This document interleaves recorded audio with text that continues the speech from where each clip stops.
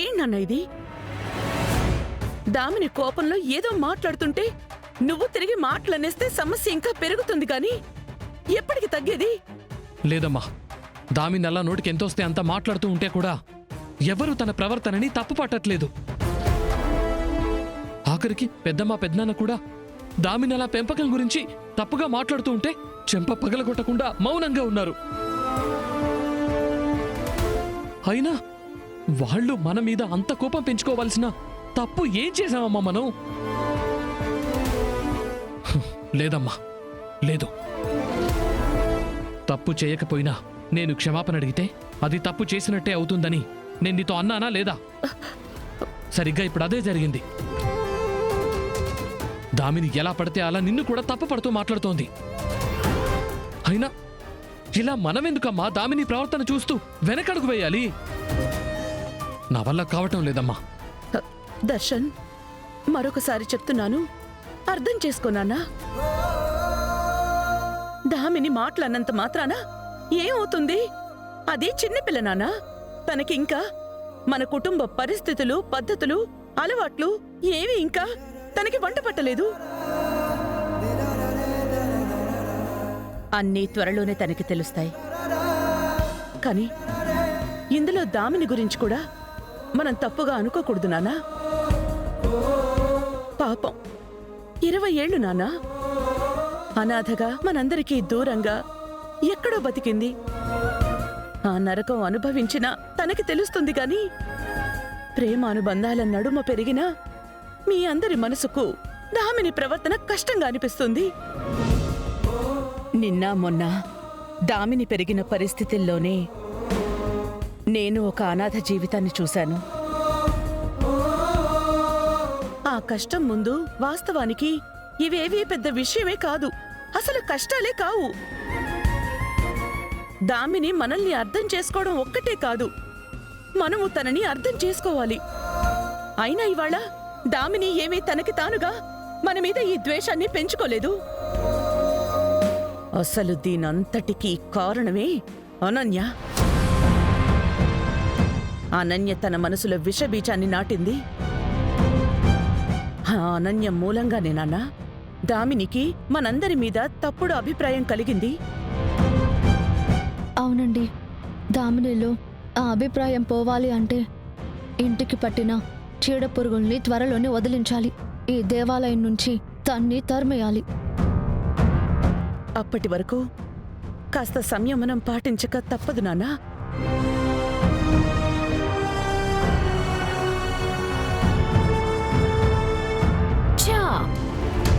సంయమనం పాటిస్తారా? మీరు ఏది పాటించినా ఏం లాభం లేదు. ఎందుకంటే ఈ అనన్య విషయానికి విరుగుడు కనిపెట్టడం అంత ఈజీ కాదు.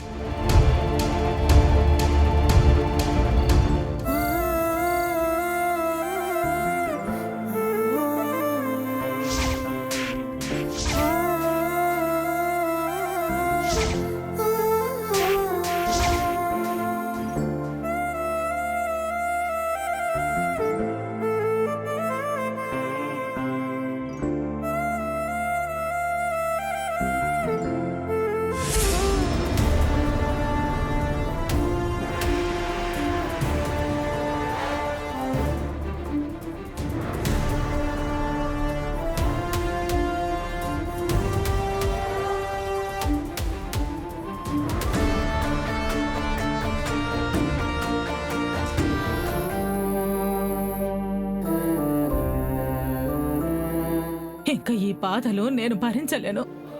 ఇంట్లో ఈ పరిస్థితులు ఇలాగే ఉంటే చేతులు కాదు, ఈసారి నన్ను నేను తగలబెట్టుకుంటాను.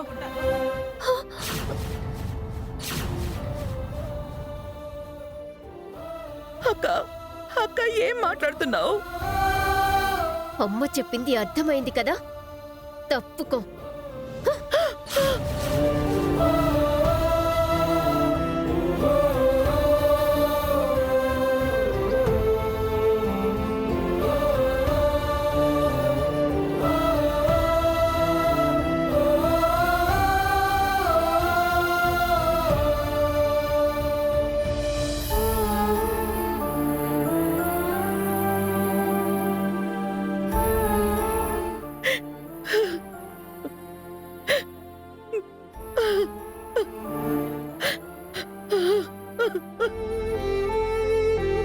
అత్తయ్య గారు ఏమైందండి?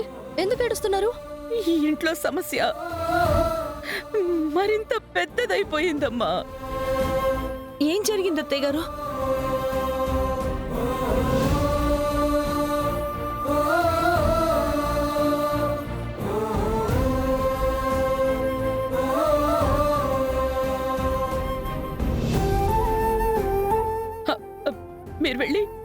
మీరు వెళ్ళి ఆయింట్మెంట్ తీసుకురండి. ఆ, పద. అలాగే.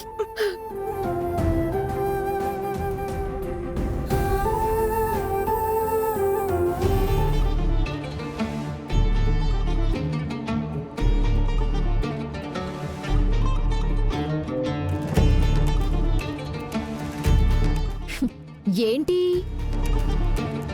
ఊహించని విధంగా ఇంటి పరిస్థితులన్నీ ఇలా తలకిందులైపోయాయేంటా అని ఆలోచిస్తున్నారా అత్తయ్య గారు? చెప్పాను కదా, మీరు ఏం చేసినా నేను ఈ కుటుంబాన్ని ముక్కలు చేయకుండా ఊరుకోను అని. నౌ అదే చేస్తున్నా. సో ఎట్టకేలకు నా ప్రయత్నాలన్నీ ఒక్కొక్కటిగా ఫలిస్తూ పెద్దత్తయ్య గారు చెయ్యి కాల్చుకునే వరకు తీసుకొచ్చాను.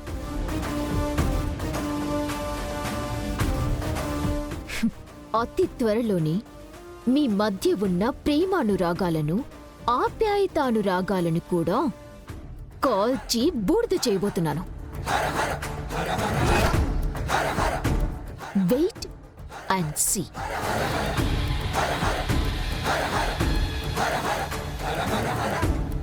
మీరు ఈ ఇంట్లో నాకు స్థానం లేకుండా చేద్దామని ఓ కళ్ళు కంటున్నారు. కానీ ఈలోగానే మీరు కలనైనా ఊహించని సంఘటనలకి నేను శంకుస్థాపన చేసేశాను. ఇక రేపో మాపో ఈ ఉమ్మడి కుటుంబం డెమోలిష్ కాబోతోంది. దానిమీద నా కొత్త వెంచర్ అనన్య సామ్రాజ్యం నిర్మాణం మొదలవ్వబోతోంది. త్వరలోనే బ్రేకింగ్ న్యూస్ వింటారు.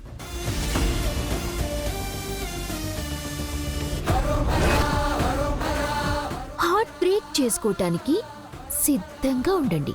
ఓకే?